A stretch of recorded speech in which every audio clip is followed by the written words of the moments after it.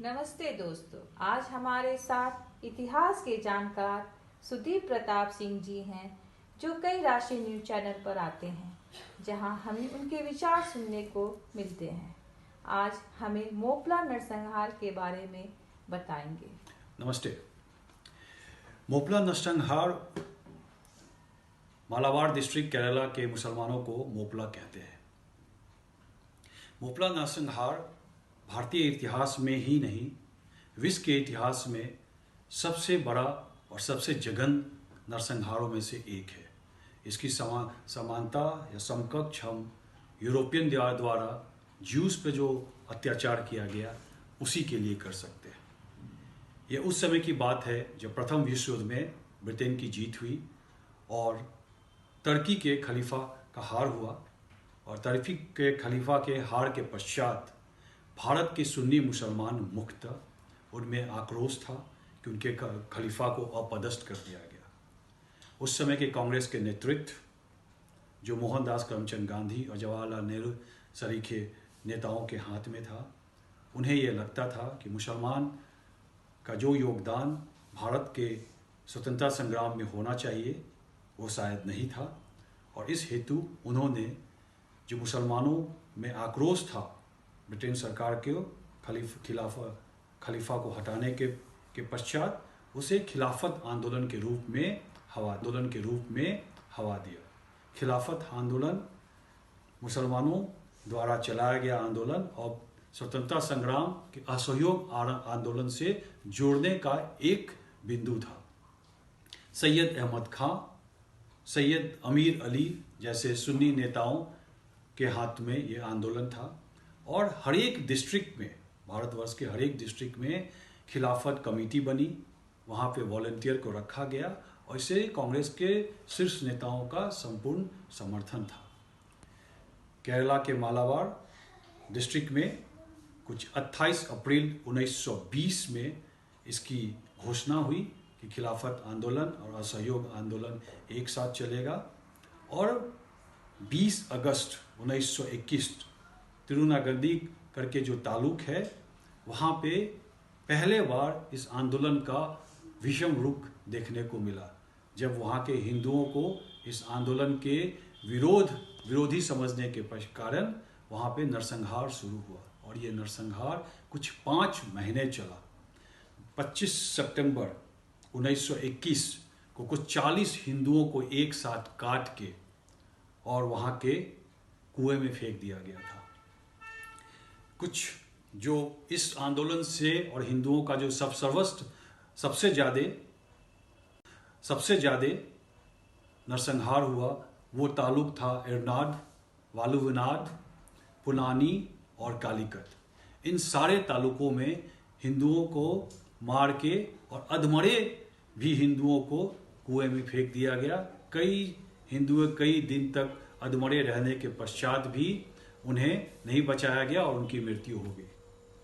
वहशीपन की वो आलम था कि आपके हिंदुओं के परिवार के सामने से उनके बहन बेटी को उठा ले जाना, उन्हें जबरन धर्म परिवर्तन करना और उनको जबरन उनको अपनी पत्नी बना लेना या अपने यहाँ रख लेना, और इस तरह के वहाँ के कुछ 100 से ऊपर मंदिरों को तोड़ा गया। और ये करने वाले मोपला थे जो मुसलमान थे।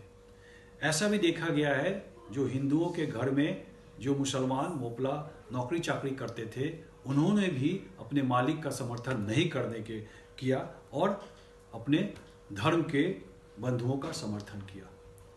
कई सारे गर्भवतियाँ स्त्री जिन्हें मार दिया गया, जिनका पेट फाड़ दिया गया, और उसमें से बच्चे निकलते थे, बच्चे दिखते थे। ऐसा नरसंहार, ऐसा वैसेपन, इतना बड़ा अत्याचार, परंतु उस समय का जो स्वतंत्रता संग्राम का जो कांग्रेस का नेतृत्व था, इस पे तटस्थ था। और जवाहरलाल नेहरू सरीखे ने एक बार भी खिलाफत आंदोलन के नेतृत्व की भर्त्सना नहीं की, ना उनके बारे में कुछ बोला, और हिंदुओं को ही समझाते रहते थे कि हिंदुओं को हिंदू मुस्लिम एकता रखनी चाहिए, करनी चाहिए।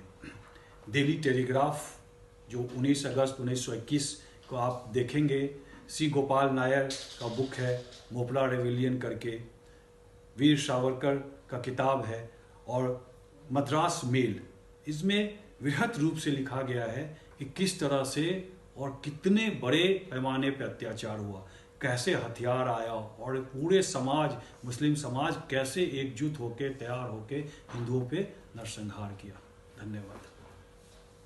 उसका नेतृत्व था, इस पे तटस्थ था, एक भी शब्द ऐसा नहीं था जो हिंदुओं को मलहम के रूप में बनाया जाए। डॉक्टर BS मुंजे, उन्होंने एक इस घटना पे एक बहुत बड़ा पत्र श्रृंगेरी के शंकराचार्य को लिखा, और तब उन्हें ये ज्ञात हुआ कि कितना बड़ा अत्याचार और कितने बड़े नरसंहार से हिंदुओं को गुजरना पड़ा। आर्य समाज के पंजाब के जो नेतृत्व थे, उन्हें जब ज्ञात हुआ तो उन्होंने पंडित ऋषि राम को वहाँ भेजा, और उसके बाद वहाँ पे हिंदुओं को रिलीफ देना, हिंदुओं के साथ जो नरसंहार हुआ उन्हें दवाई दारू देना, और 19 फरवरी 1922 को श्रृंगेरी के शंकराचार्य के नेतृत्व में एक बड़ी सभा हुई, जिस सभा में ये बताया गया कि जितने भी हिंदू हैं, जो भी हिंदू को जबरन धर्म परिवर्तन कराया गया है, उन्हें घर वापसी करना, और एक बहुत बड़ा रिलीफ ऑपरेशन चलाया गया और हिंदुओं को घर वापसी किया गया। रविन्द्रनाथ टैगोर ऐसे सरीखे नेता ने भी उन्होंने ये बताया कि हिंदुओं को में एकता होनी चाहिए, हिंदुओं को ये टैक्टिक्स सीखना पड़ेगा कि किस तरह से ये आक्रमणकारियों का जो फिर से अत्याचार हो, फिर से आक्रमण हो, उससे कैसे निपटा जाए। इतने सारे अत्याचार के पश्चात मोहनदास करमचंद गांधी। सुदीप जी, हमें ये बताइए कि इस नरसंहार में कितने हिंदू परिवार प्रभावित हुए थे उस समय? गोपाल C नायर, जो डिप्टी कलेक्टर थे कैलीकट का, उन्होंने जो अपने किताब लिखा है, और सरकारी आंकड़े, बहुत सरकारी आंकड़े तहस नहस हो गया, उसके बावजूद भी वो कुछ 50,000 हिंदुओं का हताहत और हिंदुओं प्रभावित होने की बात कहते हैं। अन्य स्रोत से अगर आप जानकारी प्राप्त करेंगे तो कुछ 1 लाख हिंदू जो थे प्रभावित हुए, या तो उनकी हत्या कर दी गई या घायल हो गए, धर्म परिवर्तन कर दिया गया, स्त्रियों के साथ बलात्कार हुआ, इस तरह का कांड हुआ। एक चीज़ और मैं बताना चाहता हूँ, केरला जो आज का केरला है, उसे बनाया गया था ऋषि परशुराम द्वारा। वो कितने वीर थे और हम उनके वंशज हैं, और हमने ये सब प्रतिघात जो था उसे सहन किया, ये हमें सोचना पड़ा।